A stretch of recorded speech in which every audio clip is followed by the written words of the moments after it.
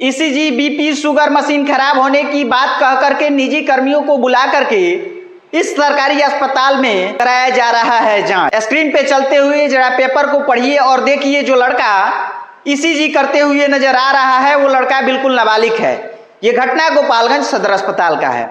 नीतीश कुमार जी लाख दावा करते हैं और वर्तमान स्वास्थ्य मंत्री मंगल पांडे जी लगातार दावा करते आ रहे हैं कि मेरे व्यवस्था में, मेरे सरकार में, मेरे मंत्रालय के द्वारा तमाम सुविधाएं, तमाम दवाइयां उपलब्ध है और तमाम मेरे सरकार में बेहतर काम हो रहा है, साफ सुथरा व्यवस्था ढंग से कराया जा रहा है।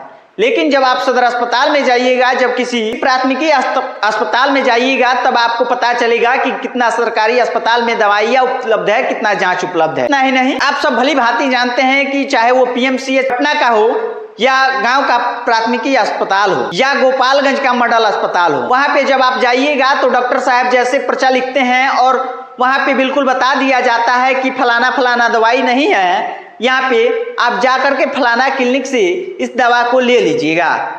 और इतना ही नहीं, जांच का भी बात आता है तो बता दिया जाता है कि ये जांच यहाँ पे नहीं होगा, फलाने लैब वाले के पास चले जाइए या तो हम बुला देते हैं, यहाँ पे टोटल जांच करा दिया जाएगा। बाहर तमाम दलाल खड़े होते हैं और जैसे आप पर्चा लेकर के निकलिएगा तो तमाम आपको दलाल पकड़ लेंगे, कहेंगे भाई साहब चलिए हम आपको सस्ते रेट में करा देंगे, बिल्कुल कम रेट में करवा देंगे, आप चलिए मेरे साथ। वैसे लोगों को भ्रमित करके ले जा करके कराते हैं और पैसा को लूटने का काम करते हैं।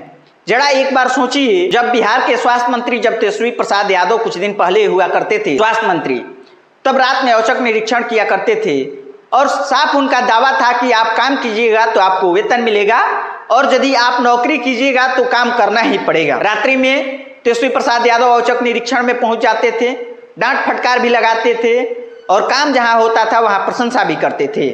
60 दिन का उनका टारगेट था, लेकिन वाकई में काफी काबिलियत तारीफ है उनके कार्यों को, जो कि उतना कम समय में काफी उन्होंने स्वास्थ्य व्यवस्था में सुधार करने का काम किया है। मंगल पांडे जी लगातार लगभग बिहार में 15 साल स्वास्थ्य मंत्री रहे हैं एनडीए सरकार में, लेकिन अभी भी वर्तमान में स्वास्थ्य मंत्री हैं। जरा उनको सोचना चाहिए कि यदि कोई नेता मंत्री या कोई बड़े आदमी के साथ यदि ऐसा घटना होता है तो फिर क्या होगा। क्या आपने कभी सोचा है कि किसी धनी व्यक्ति का इलाज सरकारी अस्पताल में हुआ हो?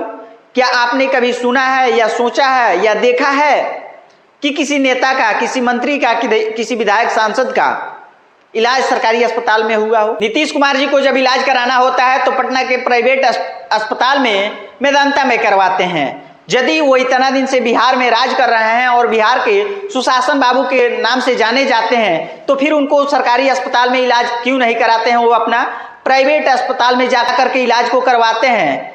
और सोचने वाली बहुत ही गंभीर विषय होती है कि यदि गरीब के लिए जब सुविधा उपलब्ध नहीं होगा तो फिर किसके लिए सुविधाएं उपलब्ध होगी?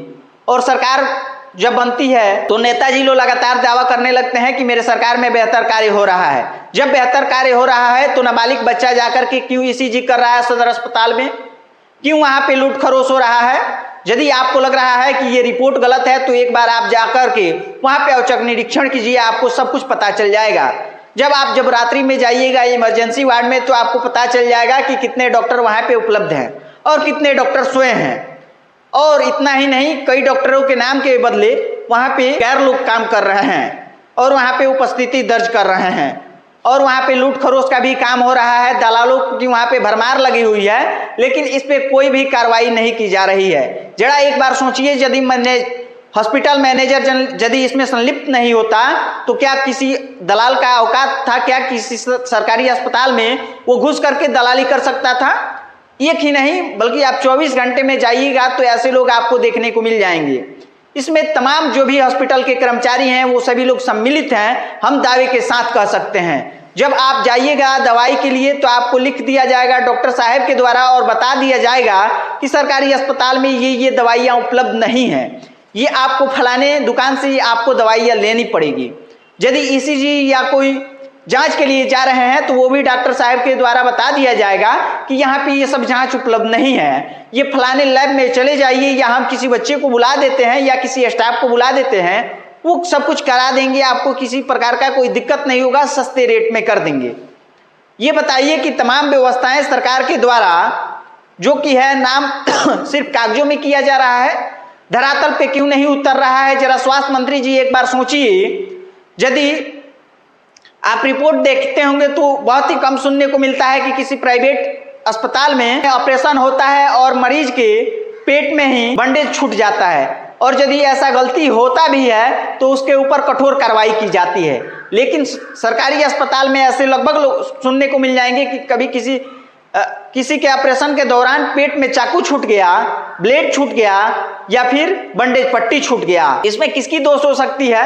तमाम सोचने वाला ये गंभीर विषय होता है, और इससे एक दो व्यक्ति नहीं बल्कि लाखों करोड़ों लोगों की जान की बात है। जो भी गरीब लोग होते हैं उनकी एक ही आस होती है कि मेरे क्षेत्र में बेहतर कोई सदर अस्पताल हो, बेहतर प्राथमिक स्वास्थ्य केंद्र हो, जहां पे हम आप न जा करके इलाज करा सकें, प्रसव करा सके आसानी से। हम गोपालगंज का ही बात नहीं कर रहे हैं, बिहार के आप किसी भी सरकारी अस्पताल में जाइएगा, हम मानते हैं 2-4 जगह सही हो सकता है, लेकिन लगभग जगह आपको नाकामियां देखने को मिल जाएंगे।